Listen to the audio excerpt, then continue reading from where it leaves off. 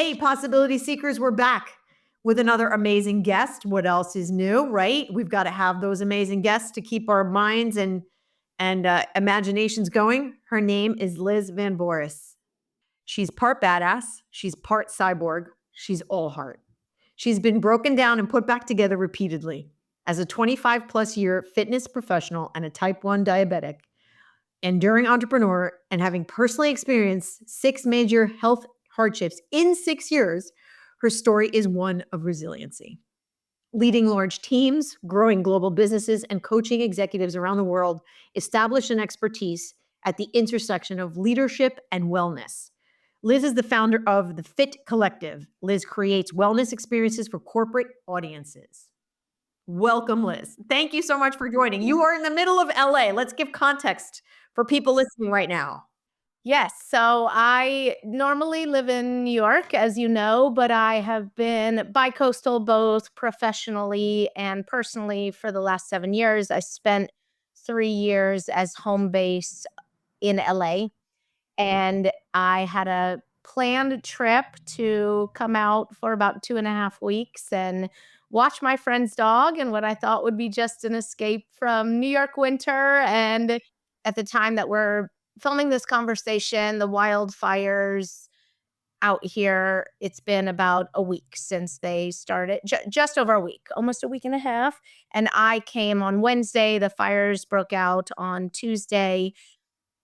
Like I said, a pre-scheduled, pre-planned trip, and I had a decision to make. Do I go out? Do I stay home? And Monique, I just had a weird feeling that I was needed. And so, I got on the plane. We actually did not have Wi-Fi on the plane. It was down. And so for 6 hours, nobody on our plane knew we didn't know what we were flying into. Like, all of Los Angeles could have been burned by then. We really didn't know. And in some ways that was probably good because our anxiety could calm down a little bit. But and I hit the ground on what and so I spent time on the plane because I couldn't really work much, and thinking about what could I do to help that would be specific. I knew people would show up with toilet paper, water, money, like all the things that people do in crises. And I had the idea, being a type 1 diabetic, April will be 30 years of living well with type 1 diabetes. And in normal times, having access to our supplies is precarious. So when you throw in anything, anytime I need to travel for extended periods of time, anytime I leave state lines, I can no longer get my supplies. And so I just thought about these families of children with type 1 diabetes, and anyone who has it is always in fear of not being able to access their supplies. And I personally know 2 people who lived in the Palisades and lost their homes, and they left with their cars, their babies, their pets, and the clothes on their back. And so, I think they left thinking, of course, we'd be able to come back. And so, if you are somebody who relies on durable medical equipment, supplies, medications to keep you alive, and you leave without them, you're put into a bad situation. And so, this was already percolating in my mind amidst, getting to LA, and we're getting erroneous evacuation orders. There was a house fire in the neighborhood that I'm staying in that I packed up the entire car with my friends' things and my things just in case we had to leave. And then the next morning, I follow this woman on Instagram who has a community called You're Just My Type. And it's mostly type 1 diabetics across the country, across the world, but she has a really strong hold in Los Angeles where she's based. And she put out a call to help get supplies. As soon as I saw it, I kind of realized, oh, you know, the request is for people to talk amongst themselves and say, I have this, you have this, which is clearly not scalable. And given my expertise and experience, I knew that I could put systems behind it to make it a scalable thing. We'd never met. I didn't know her. And I just reached out and said, I can do this. Like, put me in, coach. And she's in London right now traveling for work. So she's not even in LA. And so immediately I just started with putting the systems in place so that we could both collect supplies, from people, have them donated locally, and we had people ship in supplies from all over the country, and then so that we could have the mechanism to then get the supplies to the people that needed them. So for the past week, we've had a massive operation, up to 400 volunteers that have been taking supplies and medication directly to people's homes, wherever they're displaced, wherever they are. We don't care. We don't ask questions. We just bring them what we need. And thankfully, we've had everything in stock, or our people have gone out and purchased anything over the counter that's needed that we haven't had in stock. So it's been wild, but the response has been incredible. We've had, you know, almost 1 million people view the work that we're doing in between different social posts, and so many people contribute to the cause. And so I said right before we started filming, I was questioning humanity recently, and I now know we're going to be okay. The response in Los Angeles has been tremendous to this terrible tragedy that's happened. Well, this certainly speaks volumes about who you are and what you do and why you're on the planet and all the good contributions that you're making. I wanted you to tell us what prompted you to get into the line of work that you're in, this kind you get paid for, not from your heart, what you're doing in addition to what you do. I spent about 15 years in corporate America. I started my career with Gap Inc. As a job in college, not ever intending for it to become a career. And I'm so grateful for what I call my third parent, because it raised me professionally, gave me the investment in leadership and in creating systems that are scalable. I mean, you can't work for a $15 billion company, a brand that has 65,000 employees, over 1,000 stores, and not learn how to make everything scalable. You didn't have the choice, right? And so I received incredible professional foundation while at the Gap, and I ran promotions and events for Gap brand. I did their first ever mobile tour, and that's where I got the bug for experiential marketing. And I brought a retro school bus into a roaming pop-up shop that toured Los Angeles and New York in 2006. As you can imagine, there was no mobile POS. We literally brought like the register that's like this big, the POS system, put it on the bus, and had to make it work without Wi-Fi. It was wild. And my job was to make the whole thing operational, and I just loved it. And so I decided to move down to San Diego in 2006, and I worked for a company that did retail sampling. So many of you are familiar with Costco sampling program. In fact, it may be the reason we go to get the treats. And they needed somebody to come in and start up their experiential division that was not doing food related programs, but was working with CPG companies and retailers to do events and activations on their behalf. So I started that division for them. This was my MBA.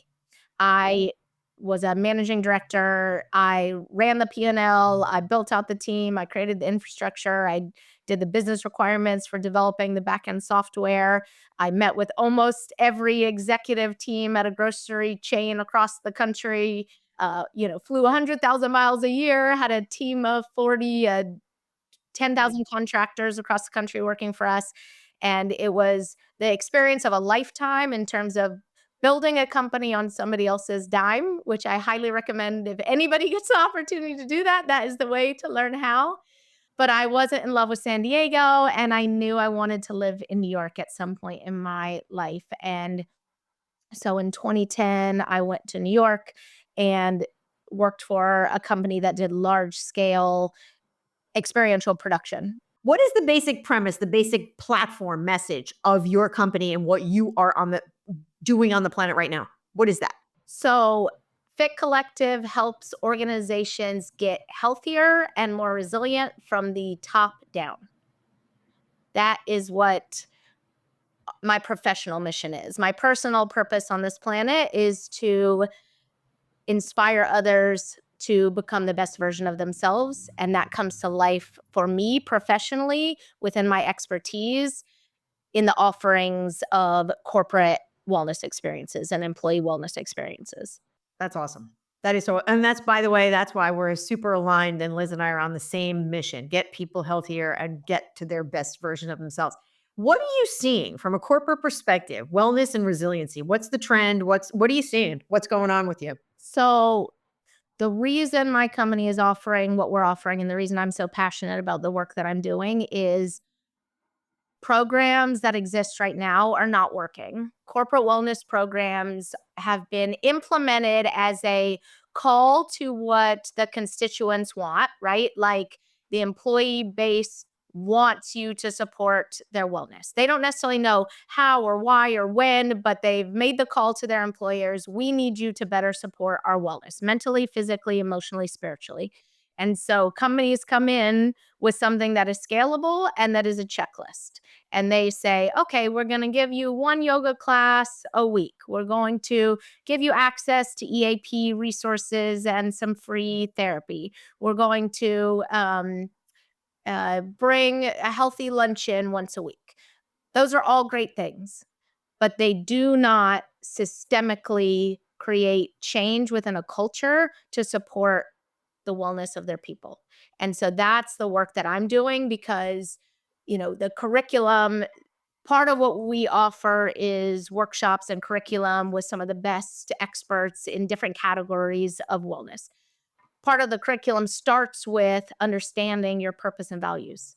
You have to personally understand why you're here and what's important to you, because what is the number one thing when you ask somebody why are they not living up to their wellness expectations in their life? What do they say? They say they don't have enough time. That's the number one reason of why people are not doing the things in their life to make them more well. It doesn't have to do with time. It has to do with prioritization and understanding what's important to you, right? So if you don't have a good sense of this is how I want to show up as a human in this world, personally, professionally, here are the values through which I'm going to create my decision matrix for how I make all my decisions, spend my time and energy. And then we go into a course around time and energy management. How do you then spend your time and energy? And, I work with the executive teams at these companies to say, how many meetings are you allowing on people's calendars? They cannot work 9 to 5 in video meetings and then you expect them to do their work at the end of the day to get started at 5:01. It's not sustainable. And if you want a resilient organization, those cultural things have to change, and they can.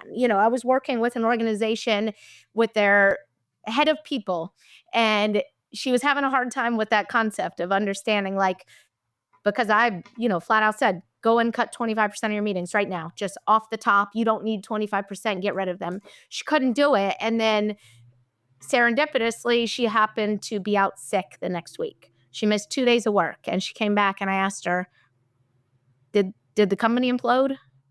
Because obviously it did not. She canceled all her meetings. They were distributed, they were reprioritized. When I work, one of the things that I foundationally teach my teams is around prioritization. And, one of my fears is as we're moving away from these kind of hierarchical structures and organizations and becoming more flat and kind of getting rid of the manager supervisor role, I was the beneficiary of incredible leaders and managers who taught me everything I know and pushed me and challenged me. And, I didn't know how to manage my time early on when I was at the Gap and I was working. This was, you can relate to this. We didn't have computers at home, so we could only work from the office. And I was there every single weekend and around the clock. And I was like, this is not sustainable. And I sat down with my manager and she taught me how to prioritize. And I learned, okay, do I need to do it? Does it need to be done now? Does it need to be done at all? And that is the, part of the question that I ask anyone, but we're not doing that relative to our wellness. And once we can connect with that foundational understanding of ourself, then we can start to build the systems and habits that allow us to be as well as possible. And you can have a stressful job. One of my mantras last year was, I can be wildly successful and still take care of myself. That's right. The two can be true. Both can be true. Yes. Yeah, it's funny. I swear to God, you must have been like a fly on the wall on my recent retreat because this is exactly what I thought I said. And I want to read you something that appears on my vision wall right now, which is right there. And it says, "Your beliefs become your thoughts become your words become your actions become your habits become your values, and your values become your destiny." Gandhi. I mean, I am no Gandhi, but I believe in all of that, and, it's really a rewiring and restructuring of you, and that's really what it takes. Wellness is a deep understanding of who you are and what you need. So we just discussed that the wellness programs as they are here in the United States are broken. We know that. I see that as well. And do you feel as though this is the same conversation abroad or in other areas of the world, or do you think it's a very American centric?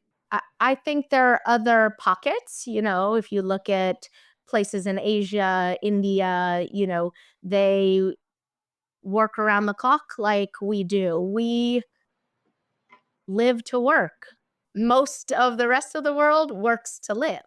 And so I think this is a distinct and unique problem given our culture of how we work in America, but it's also present in some other cultures as well. And so what do you think is going to have us start to feel better? Because again, people can't, back to what we said before, and I full-heartedly agree with you.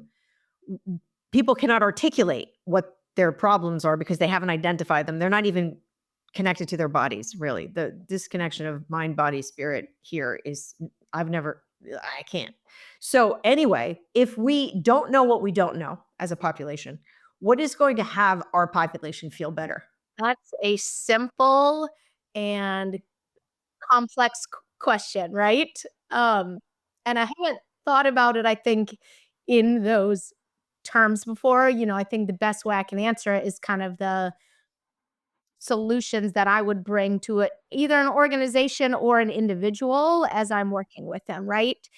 You know, it's a back to basics approach. And this is why, like I mentioned, those courses, understanding your purpose and values. I actually just launched a 3-course series at the start of the year that focuses on purpose and values, creating your standards. So, once you develop purpose and values, then you understand how you want to show up in the world. What does that then look like? What time do you wake up? Like, who do you spend your time with? How do you feel nourished? And going through and saying, like, these are the standard, because let me give a little insight from my personality. Part of what lets me do what I do, have had this success that I have, and be able to be a credible voice in this space is I am living and breathing this every day, and I've built this in my life. The way that I want to show up in this world is exactly how I show up. And so the relationship with myself is as good as it can get. This is why I can do all of these things, right? There's no cognitive dissonance between how I want to show up in the world and how I do. And I'm trying to close that gap with people to help them better understand themselves so that they can then understand we don't take time for ourselves. I'm a huge believer in solo travel. I do it often and frequent, and it's allowed me to have time to think, right? I have never had a sip of alcohol in my life. I've never done a recreational drug. I had to learn how to feel every single emotion, cope with it, go into social situations, and I didn't have an option, right, for numbing or disassociating or not feeling everything, and I think we're in a crisis of just that. We're not, it is hard to feel everything, but once you do, you can then explore, how to cope with it and what it means. And so, we've taken on all of these behaviors that aren't serving us because we want to cover up the thing that it actually is, making us feel better for. And sometimes we have to go back to the root and feel those things. Yeah, you're absolutely right. That's amazing information. So I think there's a direct correlation between corporate culture and what you're seeing in these lack of efficacy in the wellness programs that are established. And corporate culture dictates behavior, behavior dictates habits, what we just talked about. And so how do you at the root, because it comes from the top down, we all know this, how do you fundamentally change the corporate culture of an organization when you know the wellness and the people are somewhat broken? Yeah, there are two things. Top leadership has to not only endorse but be involved. So I developed a wellness program for a company, and it was a behavior-based incentive program. You took on these different things and tracked them, and if you everything from hydrating to moving your body to nourishing foods to, time to be get mindful, and then you were reinforced with prizes that helped you support and sustain a healthy lifestyle. But it wasn't just that. I was included in all of their all company meetings, integrating sampling and experiences and speaking, and then they called me, week 2 of COVID and said, "Our morale is down." And this is a company that already worked remotely. So all of their people already knew how to be remote, and still, there was so much happening, and they said, "We need you. Can you come teach a class in the mornings, a virtual class, fitness class?" I ended up teaching a class every single weekday for 16 months for them. So I worked with them for years, but the CEO, the COO, the CFO showed up for those classes every single week. They gave permission to their people, and they showed it was important to them. So I think that's one that it has to be endorsed and participated in and evangelized by the top level. And then the other thing is that I understand we are a capitalist society. I understand that we have businesses and shareholders and earnings. You cannot look at the wellness and resiliency of your team as something that has to have an ROI to the business. We know it has an ROI to the business. If your people are more resilient, I use this analogy when I was at the Gap. We did business continuity planning, right? Most companies do. In fact, I'm seeing it in Los Angeles right now as these fires are happening. The companies that, you know, good, bad, indifferent. You look at the mall in Pacific Palisades that stayed standing, they sent in private fire trucks to protect it, right? Like that was part of their business continuity planning that they had planned for before. We did that at the Gap to make sure, servers wouldn't go down or whatever mechanisms and systems we had in place would not be disrupted by natural disasters or other things. We need to do that for ourselves and our people. The systems that we are building have to be built in the good times so that they can be implemented in the harder times. But for companies to understand, I am creating more resilient workforce by giving them these offerings and not say, okay, when the budget gets tough, this is the first thing that gets cut. There you go. That's it. Perfect. So, Liz, here's a branding idea. We're going to call it human BCDR, business continuity disaster recovery. Human BCDR. You could coin that. Get the URL. It's all good, right? Like literally. So, I agree with you. I can't stop nodding my head because yes, and yes, and yes. So we know it's corporate. It's from the top down. It's got to be part of the culture. It's got to be part of the behavior. It's got to be part of the habits. All that stuff. Now, we don't need to disclose age or anything like that, but if you were to have the opportunity to talk to your 30-year-old self. By the way, I'm very happy to disclose my age. I'm 45, and my mom passed away from brain cancer at 55. I'm grateful for every day, every hour, every moment on this planet. Bless her. Yeah, she created quite a lovely human here. And so on that note, very level setting note, what would you say to your 30-year-old self today if you had the opportunity?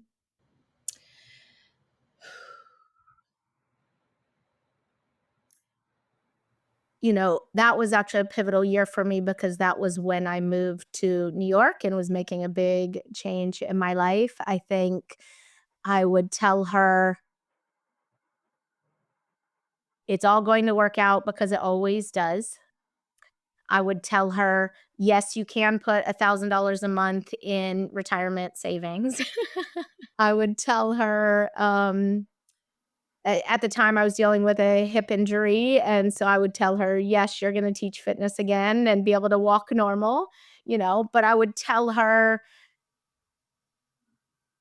keep having trust in yourself. You always jump even when you know there's not a safety net because you believe in yourself. And I would tell her, just keep doing that because that's what got me from there to here. When I took a risk, everybody said, are you crazy? Why are you quitting your corporate job with, your good insurance that makes sure you're good with your diabetes supplies? And I knew that I would bet on myself first over everything else.